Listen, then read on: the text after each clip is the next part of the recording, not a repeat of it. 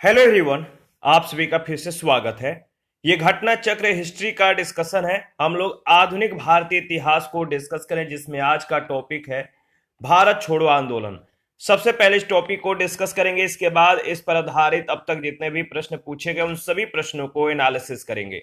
Discussion को start करने से पहले मैं बता दूं कि इसका पीडीएफ अवेलेबल है। अगर आपको पीडीएफ चाहिए तो Telegram channel, Telegram quiz group या चैनल के कम्युनिटी बॉक्स में जाइए, वहां पर इसके रिगार्डिंग में इंफॉर्मेशन को अपडेट कर दिया गया है। और जिन लोगों ने चैनल को सपोर्ट करने में हमारी मदद की है, आप सभी को बहुत बहुत धन्यवाद है। प्लीज आप लोग चैनल को ज्वाइन, सब्सक्राइब और शेयर करके हमें सपोर्ट करें। तो स्टार्ट करते हैं। देखिए, वर्धा में 6 से 14 जुलाई 1942 में हुई कांग्रेस की समिति की बैठक में मौलाना अबुल कलाम आजाद, सरोजनी नायडू, जवाहरलाल नेहरू, वल्लभ भाई पटेल, डॉक्टर राजेंद्र प्रसाद, सीतारामैया, जीबी पंत, प्रफुल्ल चंद्र घोष, सैयद महमूद, आसफ अली, जेबी कृपलानी, महात्मा गांधी इत्यादि ने भाग लिया और भारत छोड़ो नामक प्रस्ताव पास किया। इसकी अध्यक्षता तत्कालीन कांग्रेस अध्यक्ष अबुल कलाम आजाद ने ही की थी। 7 से 8 अगस्त 1942 को बंबई के ऐतिहासिक ग्वालियर टैंक में, अगर बात करें तो याद रखिएगा, ग्वालियर टैंक में अखिल भारतीय कांग्रेस कमेटी, ठीक है, अखिल भारतीय कांग्रेस कमेटी की वार्षिक बैठक हुई, जिसमें वर्धा प्रस्ताव की पुष्टि हुई। थोड़े बहुत संशोधन के बाद 8 अगस्त 1942 को यह प्रस्ताव स्वीकार कर लिया गया और भारत के स्वतंत्रता संघर्ष के तहत अगर बात करें तो अंग्रेजों के विरुद्ध भारत छोड़ो आंदोलन प्रारंभ करने की घोषणा की गई। इस आंदोलन के प्रारंभ होने के एक दिन पूर्व ही महात्मा गांधी ने निम्नलिखित बयान दिए थे। महात्मा गांधी ने क्या क्या बयान दिया था? पहला बयान, सरकारी कर्मचारी नौकरी न छोड़े लेकिन कांग्रेस के प्रति अपनी निष्ठा की घोषणा कर दें। तो पहला बयान इन्होंने ये जारी किया। दूसरा, सैनिक अपने देशवासियों पर गोली चलाने से मना कर दे, इनकार कर दे। तीसरा, छात्र तभी पढ़ाई छोड़ें जब आजादी प्राप्त हो जाने तक अपने इस निर्णय पर दृढ़ रह सके। छात्रों को पढ़ाई तभी छोड़ना है अगर ये फैसला लेने में सक्षम हो जाते हैं कि आजादी मिलने के बाद ही अपनी आगे की पढ़ाई जारी रखेंगे तो वो छोड़ सकते हैं, नहीं तो ये जारी रखें। राजा महाराजा भारतीय जनता की प्रभुसत्ता स्वीकार करे और उनकी रियासतों में रहने वाली जनता अपने को भारतीय राष्ट्र का अंग घोषित कर दे तथा राजाओं का नेतृत्व तभी मंजूर करे जब वे अपना भविष्य जनता के साथ जोड़ ले। इसमें गांधी जी के द्वारा दिया गया यह वक्तव्य, ये जो इनका जो स्टेटमेंट है, विशेष महत्वपूर्ण है। संपूर्ण आजादी से कम किसी भी चीज से मैं संतुष्ट होने वाला नहीं हो सकता। तो महात्मा गांधी के द्वारा दिया गया यह जो स्टेटमेंट है काफी महत्वपूर्ण है कि संपूर्ण आजादी से कम किसी भी चीज से मैं संतुष्ट होने वाला नहीं हो सकता। नमक टैक्स, शराबखोरी आदि को खत्म करने का जो प्रस्ताव है अंग्रेज सरकार दे, लेकिन मेरे शब्द होंगे आजादी से कुछ भी कम नहीं। मैं आपको एक मंत्र देता हूं, महात्मा गांधी कहते हैं, मैं आपको एक मंत्र देता हूं, करो या मरो। ठीक है, इस मंत्र का मतलब था या तो हम भारत को आजाद कराएंगे या आजादी के प्रयास में दिवंगत हो जाएंगे, मर मिटेंगे। 8 अगस्त 1942 को अखिल भारतीय कांग्रेस कमेटी की बैठक में पंडित जवाहरलाल नेहरू के द्वारा भारत छोड़ो प्रस्ताव पेश किया गया था, जिसका सरदार वल्लभ भाई पटेल ने समर्थन किया था। किसने? सरदार वल्लभ भाई पटेल ने। इस प्रस्ताव का आलेख स्वयं महात्मा गांधी ने नेहरू और आजाद के सहयोग से बनाया था। Hindu Mahasabha, communist party of India, unionist party of Punjab, Muslim League, इन सभी ने भारत छोड़ो आंदोलन का समर्थन नहीं किया था। तो याद रखिएगा, अगर बात करें तो Hindu Mahasabha, communist party of India, unionist party of Punjab, Muslim League, इन सभी ने भारत छोड़ो आंदोलन का समर्थन नहीं किया। 9 अगस्त 1942 को भारत छोड़ो आंदोलन प्रारंभ हुआ। आंदोलन आरंभ होते ही ऑपरेशन जीरो आवर के तहत गांधी जी और प्रमुख कांग्रेसी नेताओं को गिरफ्तार कर लिया गया। गांधी जी को गिरफ्तार करके सरोजनी नायडू सहित पूना के आगा खां पैलेस में रखा गया और कांग्रेस कार्य समिति के सदस्य नेहरू, अबुल कलाम आजाद, गोविंद वल्लभ पंत, डॉक्टर प्रफुल्ल चंद्र घोष, डॉक्टर पटाभी सीतारामैया, डॉक्टर सैयद महमूद, आचार्य कृपलानी, इन सभी को अहमदनगर किले में रखा गया। कांग्रेस कार्य समिति के सदस्य राजेंद्र प्रसाद बंबई नहीं आए थे, अतः उन्होंने पटना में ही गिरफ्तार कर पटना के बांकीपुर जेल में इन्हें नजरबंद रखा गया। तो याद रखिएगा, राजेंद्र प्रसाद बंबई नहीं आए थे, उन्हें पटना में ही गिरफ्तार करके पटना के बांकीपुर जेल में नजरबंद रखा गया। शिव कुमार और रामानंद को हजारीबाग में गिरफ्तार किया गया।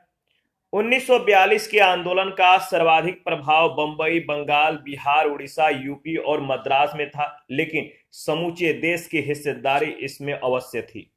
आंदोलन के पूर्व ही अधिकांश शीर्ष नेताओं की गिरफ्तारी के कारण यह आंदोलन एक प्रकार का स्वतः स्फूर्त आंदोलन बन गया, स्वतः नेतृत्व वाला बन गया। भारत छोड़ो आंदोलन के समय भारत का प्रधान सेनापति, याद रखिएगा, भारत का प्रधान सेनापति लॉर्ड वेवेल था, जो कि बाद में 1943 से 1947 तक ये भारत का वायसराय और गवर्नर जनरल भी रहा। इस आंदोलन के समय इंग्लैंड के प्रधानमंत्री चर्चिल थे।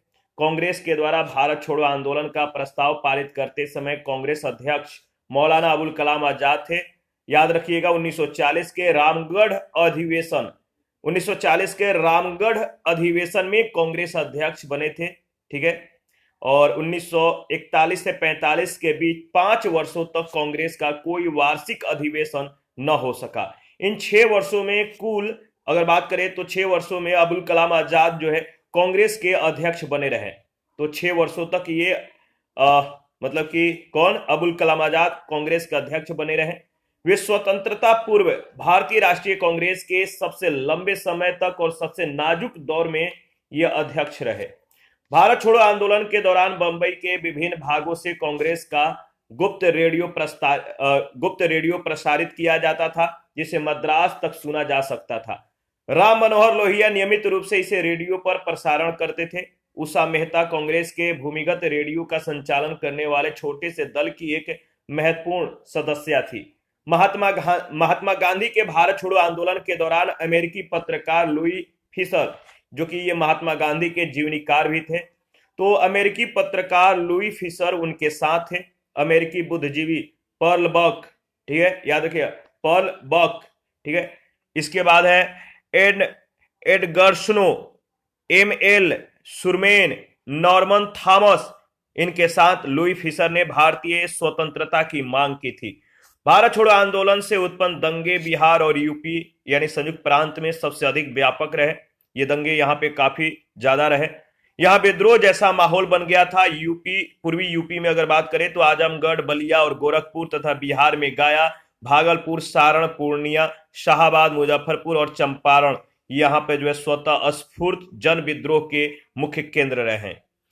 1942 का अगस्त आंदोलन किसानों के बीच काफी व्यापक हो गया था। किसानों के अंशकालिक जत्थे दिन में खेती करते और रात को तोड़फोड़ करने की कार्यवाही में भाग लेते।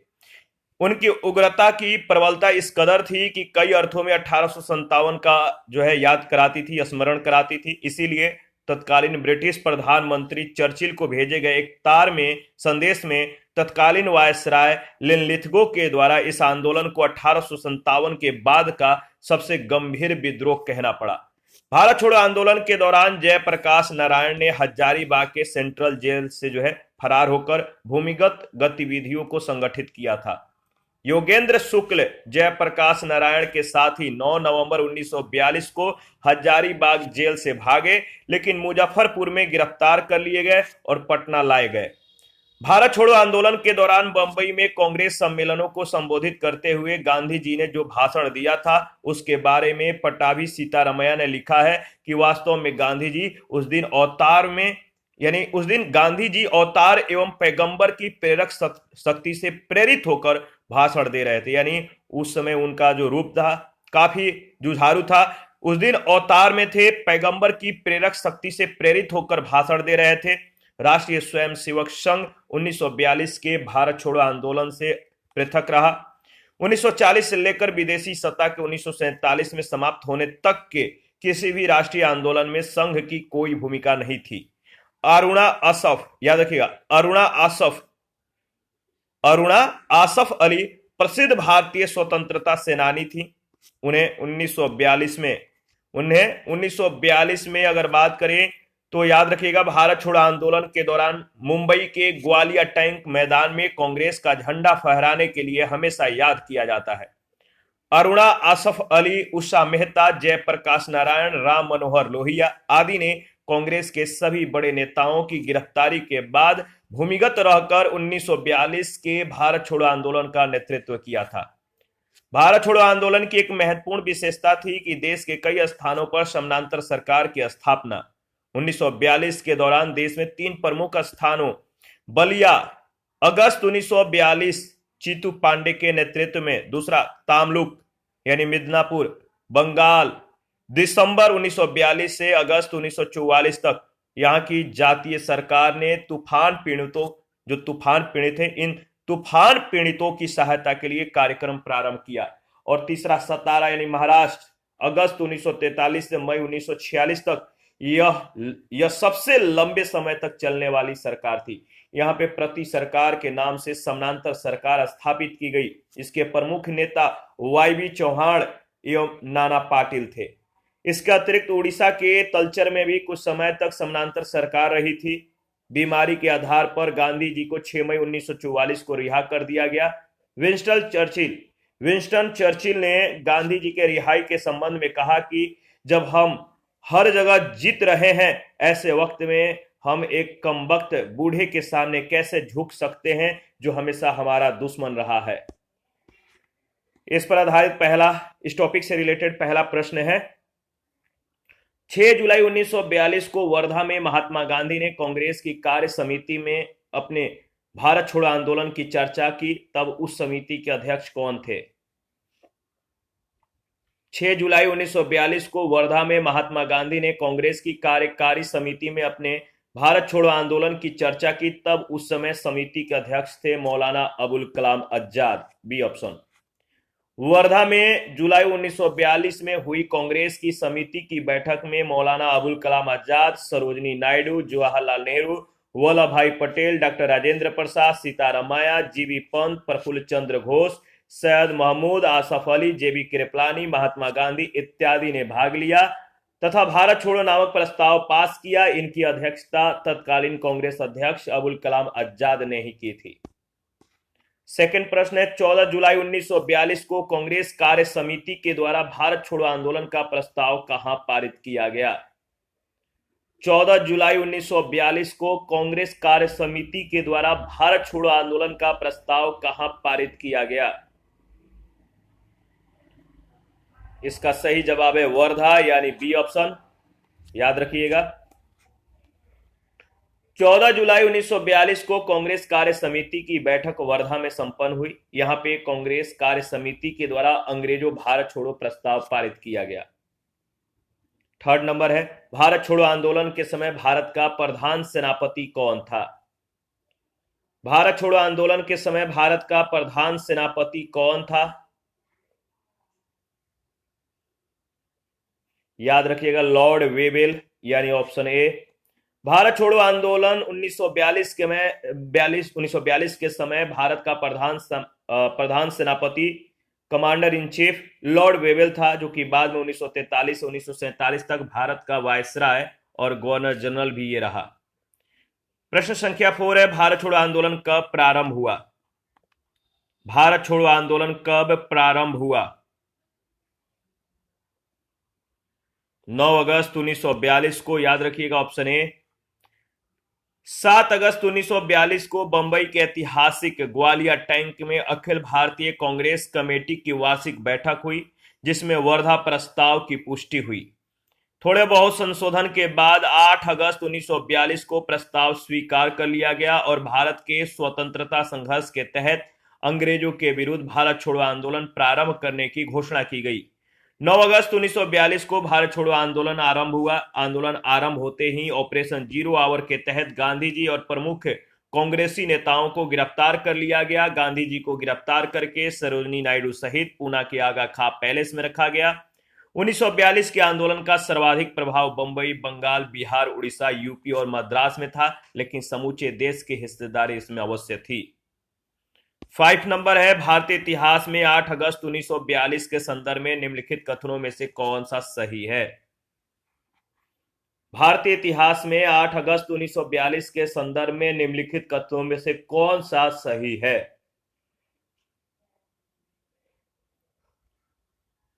तो एआईसीसी के द्वारा भारत छोड़ो प्रस्ताव अंगीकार किया गया, यानी ऑप्शन ए जो है सही है। आगे बढ़ते हैं नेक्स्ट। 6 नंबर है, भारत छोड़ो आंदोलन का प्रस्ताव बंबई के किस मैदान में पारित किया गया? भारत छोड़ो आंदोलन का प्रस्ताव बंबई के किस मैदान में पारित किया गया? तो ग्वालियर टैंक, डी ऑप्शन। 1942 क्यों महत्वपूर्ण है? वर्ष 1942 क्यों महत्वपूर्ण है? भारत छोड़ो आंदोलन के कारण ही 1942 काफी महत्वपूर्ण है। प्रश्न संख्या 8 है, भारत छोड़ो आंदोलन कहां से शुरू हुआ था? भारत छोड़ो आंदोलन कहां से शुरू हुआ था? सेम प्रश्न सेम जवाब, सही ऑप्शन हो जाएगा बंबई, यानी सी ऑप्शन।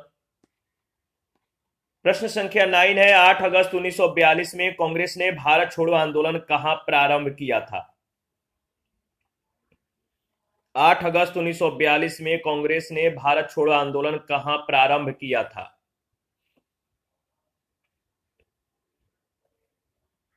सही जवाब है बंबई, ऑप्शन ए। प्रश्न संख्या 10 है, अंग्रेजों के विरुद्ध भारत छोड़ो आंदोलन की घोषणा किस वर्ष की गई? अंग्रेजों के विरुद्ध भारत छोड़ो आंदोलन की घोषणा किस वर्ष की गई? सही जवाब है 1942, बी ऑप्शन। 11 नंबर है, भारत छोड़ो आंदोलन प्रारंभ किया गया था। भारत छोड़ो आंदोलन कब प्रारंभ किया गया था? अगस्त 1942 में, याद रखिएगा। 12 नंबर है, निम्नलिखित कथनों पर विचार कीजिए। 3 कथन है, कौन सा कथन सही है आपको बताना है। भारत छोड़ो आंदोलन प्रारंभ करने के पूर्व दिन महात्मा गांधी ने क्या क्या किया? इनमें से जो सही कथन है बताइए। तीसरा जो स्टेटमेंट है इसको एक बार गौर फरमाइए। राष्ट्रीय रियासतों के राजाओं को अपनी जनता की प्रभुसत्ता स्वीकार करने को कहा, क्या यह सही है? तो बिल्कुल सही है, केवल तीसरा, सी ऑप्शन। भारत छोड़ो आंदोलन 1942 प्रारंभ करने के पूर्व दिन महात्मा गांधी ने कुछ बयान दिए थे। पहला, सरकारी कर्मचारी नौकरी न छोड़े लेकिन कांग्रेस के प्रति अपनी निष्ठा की घोषणा कर दे। दूसरा, सैनिक अपने देशवासियों पर गोली चलाने से इनकार कर दे। तीसरा, छात्र तभी पढ़ाई छोड़े जब आजादी प्राप्त हो जाने तक अपने इस निर्णय पर दृढ़ रह सके। चौथा, राजा महाराजा भारतीय जनता की प्रभुसत्ता स्वीकार करे और उनकी रियासतों में रहने वाली जनता अपने को भारतीय राष्ट्र का अंग घोषित कर दे तथा राजाओं का नेतृत्व तभी मंजूर करे जब वे अपना भविष्य जनता के साथ जोड़ ले। 13 नंबर है, यह कथन हम भारत को या तो आजाद करेंगे या आजादी के प्रयास में दिवंगत होंगे किससे जुड़ा है? हम भारत को या तो आजाद करेंगे या आजादी के प्रयास में दिवंगत होंगे किससे जुड़ा है?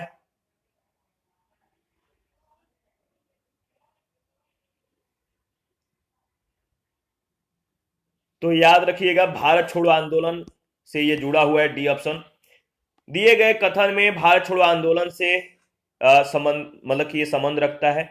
8 अगस्त 1942 को भारत छोड़ो प्रस्ताव कुछ संशोधन के बाद पास कर दिया गया था। इसमें गांधी जी के द्वारा दिया गया यह वक्तव्य विशेष महत्वपूर्ण है कि आजादी, संपूर्ण आजादी से कम किसी भी चीज से मैं संतुष्ट होने वाला नहीं हूं। नमक टैक्स, शराबखोरी आदि को खत्म करने का प्रस्ताव अंग्रेज सरकार दे, लेकिन मेरे शब्द होंगे आजादी से कुछ भी कम नहीं। मैं आपको एक मंत्र देता हूं, करो या मरो। इस मंत्र का मतलब है या तो हम भारत को आजाद कराएंगे या आजादी के प्रयास में दिवंगत हो जाएंगे, मर मिटेंगे। प्रश्न संख्या नेक्स्ट 14, करो या मरो का नारा किसने दिया था?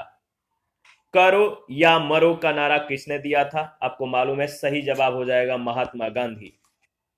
15 नंबर है, करो या मरो का संबंध किस आंदोलन से है? करो या मरो का संबंध किस आंदोलन से है? यह भी आपको पता है, सही जवाब हो जाएगा भारत छोड़ो आंदोलन। 16 नंबर है, करो या मरो नारा निम्नलिखित आंदोलनों में से किसके साथ संबंधित है? करो या मरो नारा निम्नलिखित आंदोलनों में से किसके साथ संबंधित है? तो भारत छोड़ो आंदोलन, याद रखिएगा, डी ऑप्शन। 17 नंबर है, गांधी जी का करो या मरो का जो नारा था किस दौरान दिया गया था?